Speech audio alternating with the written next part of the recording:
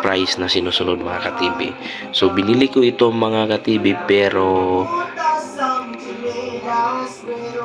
hindi mataas yung pagkabili ko dito, except dito mga ka-TV, kasi hinahanap ko dito 1938 mga ka-TV ha. Bibilhin ko ng 3,500 mga ka-TV. Ito Liberty 1 dim mga ka-TV, kasi yung year niya na 1939.